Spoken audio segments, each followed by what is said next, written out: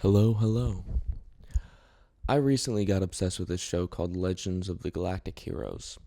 And the whole entire time I was watching it, I was trying to figure out, what is it about the visuals that really kind of just felt different? Like, at first I thought what it was that the visuals are it's kind of like you're watching it as an observer, right? Like, the whole show is kind of done in this historical way, like it's a documentary. And what I really felt really different about the show was that in these moments that otherwise in another TV show would have done put you right in the middle of the action. And in this show, it feels a lot like you're just sort of watching it kind of like as though you were like if you were a pedestrian, if you were just like a normal dude in this era, this is how you would see it. Like you see the historical event at either on like a TV screen, or like all of the spaceships, are leaving for war, and instead of getting like some rousing,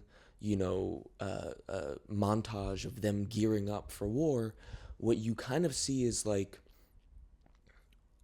a shot of the spaceships far in the distance, as though, as though you're just like somebody who's not involved in the war, and you're just kind of like you just happen to see it. You've come to see the ships go, and they're like way off in the distance, and like there's like a lot of them, and you can barely really see any of them. It's just like a lot of times it turns into sort of like a abstraction. And that was kind of really how I was thinking about it the whole entire time I was watching it. But it never really felt satisfying as a description of what it is that really feels different about this show. And I just finished it tonight, so I think while I was watching it, I realized what it is. What I think I'm willing to declare is that this is, in my opinion, the gold standard for set design. And I know that that's a really weird thing to say because it's an animated show, right? Like, how can you say an animated show is a gold standard for set design? And I think that that's exactly why it is the gold standard. I think it's an unachievable uh, uh, it's an unachievable goal.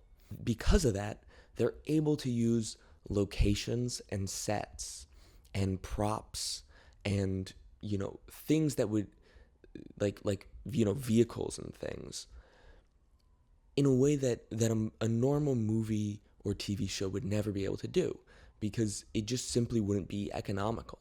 You know, I'm thinking about, there's a scene near the end where there is like a prison break, and there's the military police, sirens. I'm just gonna talk right through it. There's the military police, and then there's this stationed army, and the stationed army wants to go stop the prison riot, and so do the military police, but the military police don't trust the stationed army. So the military police and the stationed army both get in these MRAP type vehicles, like these troop transport, kind of huge mounted, uh I don't know, armored vehicles. And they have each of them 25 of them they're just rolling through this city, and they go and they meet each other up, and the military police is trying to stop them, and they have this whole scene where they're arguing from the inside of these vehicles, where there's 25 of these things on each side. It's such a casual scene, and it happens so quickly, and it's just done, it's for a minute of footage.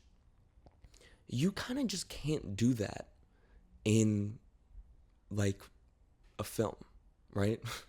Because getting together like 25 armored vehicles, at least, you know, and just not using them for really anything besides just like kind of like being like a background object in the midst of like some like weird political discussion is just not like it's just not economically viable. If you're going to get these things, you want to use them, right? And that's the mentality that directors have all the time in film. And you don't really realize how much it affects the actual visuals of what you're seeing until you see a show like this, where they realized they don't care. They don't have to use these vehicles because they're imaginary. They've just animated them and they're not using models, right? This is all 2D animation from the 80s. So they can just make this scene, have these vehicles show up, and then just never use them again, right? Like this design for this vehicle, I don't even know if it ever shows up in the rest of the show. This area that they use, you'll never see it again. And I get it that, you know, nowadays we, you know, I'm talking about the economy of it, and what I'm talking about is a past economy, because nowadays we have CGI, and CGI is very different from, you know, like the economy of the past. Like in the past, yes, absolutely, it would be really hard to just get like 25 fake like vehicles that all can like start and stop, and just for like a minute or 2 minute scene, that would just be crazy. But nowadays we can kind of do that with CGI. And yet I think that this show takes it even further, because they don't just do this with vehicles like that. They do this with everything. And I started to notice it after I saw this scene where there will just be shots in this show where the characters meet up in a building that they've never met up before, have a like literally like a 15-second moment where some words are said, and it will cut back to another place. But like where they meet up is like a new location with entirely unique like set design. You know, there's like all of this like filigreed, you know, detailed worked like wood that's on the walls, and paintings, and they have like uniquely made light switches for the, you know, depending on where they are. They have, you know, a certain type of style in the furniture. They have, you know, I remember the one that I saw, they had like these like what looked like these like purple, almost like marble floors that they're in. The idea of getting together all of those models and just building out all of these like props and this kind of like art design basically, even with CGI, you know, you're building each of those models, right? And so you still want to get your use out of the models that you have. So you want to reuse certain models. This show doesn't do that. This show doesn't give a flying fuck.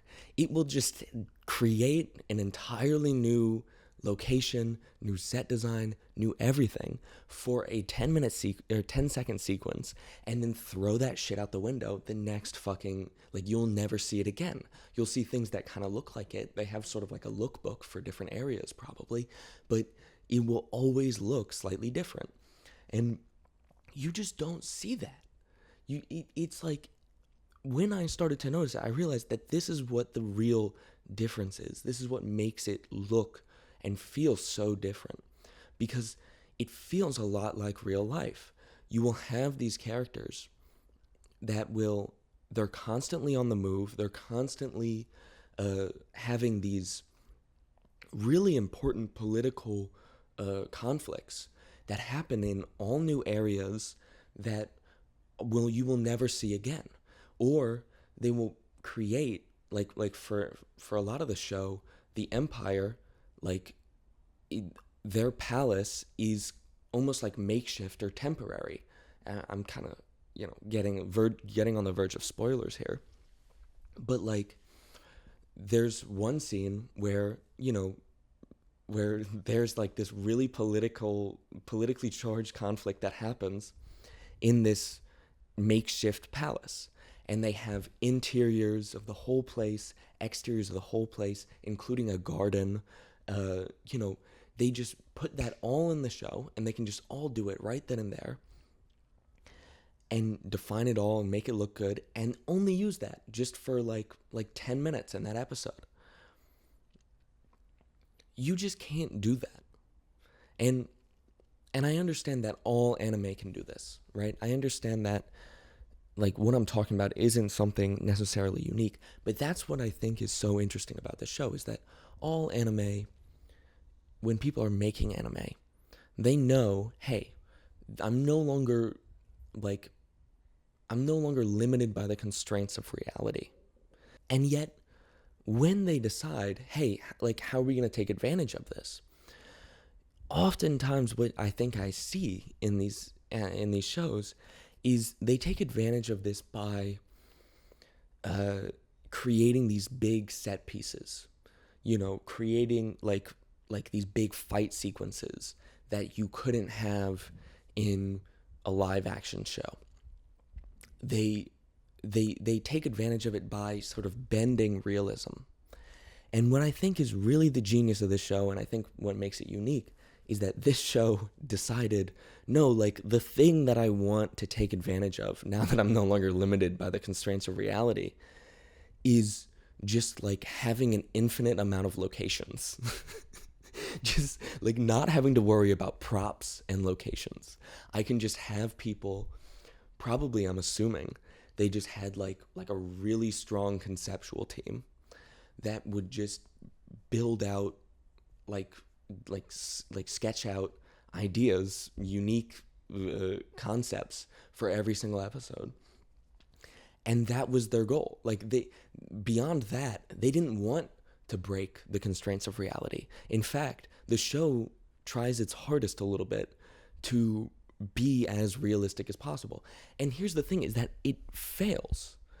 Like a lot of the time that it's doing this, it kind of does fail. I mean, there are moments where I look at like some of the fight sequences and I say it kind of just doesn't like make sense that character got away, or it doesn't make really like sense like how that maneuver worked or that. But I don't really feel like it's unrealistic, in part because of this aspect of the show, this kind of like set design, this kind of like constant changing of location, all of these production aspects of it make it feel way more realistic than anything else that I've ever seen. So they can get away with storytelling beats that, or just like action sequences that don't really work. And so I have to say that this show is the gold standard in my eyes. It's sort of an unattainable uh, possibility for set design, locations, and like art direction. I'm talking about art direction in terms of like a live action show, like props and that kind of thing. Normally you're talking about art direction with anime, you're talking about like coloring and all this other stuff. I'm not talking about that. I'm talking about like set design and props and all that stuff as though it were a real show. And I think what it really highlights is just that, you can have a technological shift, right? But your mind doesn't necessarily catch up with the technology that quickly.